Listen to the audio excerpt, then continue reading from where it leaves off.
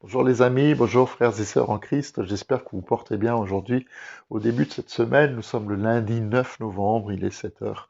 C'est le moment de notre méditation courte autour de la parole.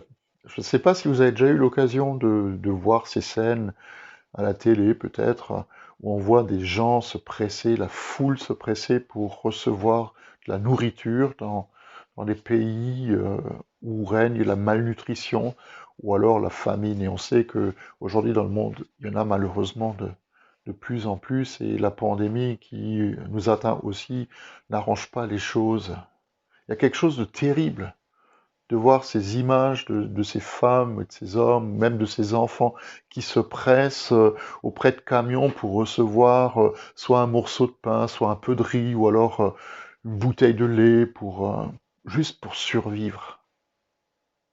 Et ces scènes, elles ressemblent pas du tout à ce qu'on a pu connaître chez nous au mois de mars, quand le premier confinement a été annoncé, où on voyait ces foules de gens se précipiter dans les supermarchés pour remplir leurs chariots de farine, de pâtes ou de papier toilette. Ça n'a rien à voir, parce que nous, on ne connaît pas vraiment cette faim.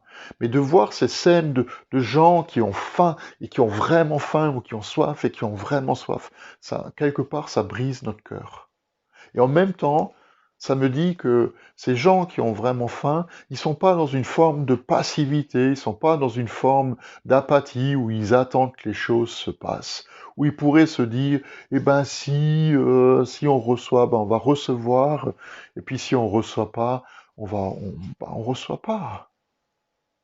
Et, et j'ai parfois l'impression que les chrétiens dans notre pays, peut-être dans notre région, peut-être même dans nos villages, ils, ils vivent un petit peu dans cette forme de passivité, de confort spirituel.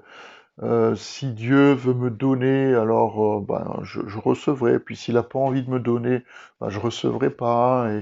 Et si Dieu a envie de se montrer à moi, j'ai juste envie de lui dire que je suis là.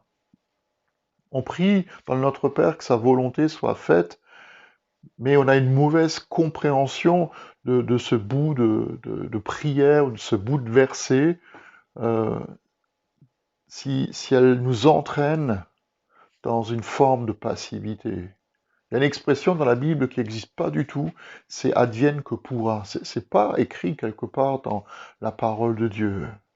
Et moi, de mon côté, j'essaie de m'imaginer Jésus qui est, nous dit l'évangile de Jean, chapitre 7, debout sur les marches du temple au moment de la fête des huttes, et qui est en train de crier à la foule, il est en train de les inviter à venir à lui.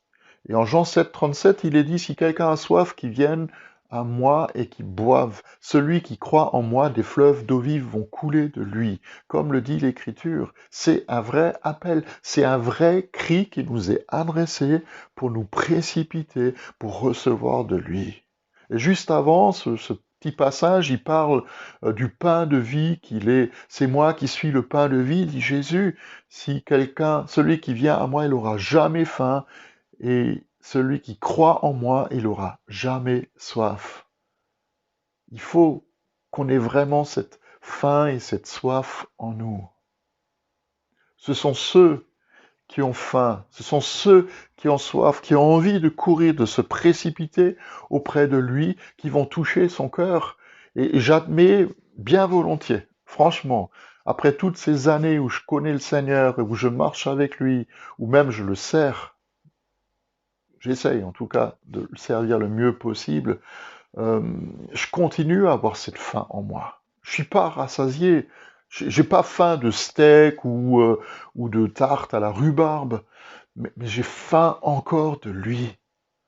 J'ai toujours en moi cette envie de recevoir de lui, de courir après que lui, ce que le Seigneur aurait à m'offrir, parce que je le désire, je le veux. S'il y a un appel à la prière, je suis toujours prêt à me précipiter pour recevoir. Et peu importe de qui, peu importe la dénomination à laquelle ce serviteur ou cette servante peut appartenir, parce que s'il a reçu une onction, s'il a reçu quelque chose de la part de Dieu, ben j'ai aussi envie de le recevoir. C'est pas de la jalousie, c'est juste de la faim.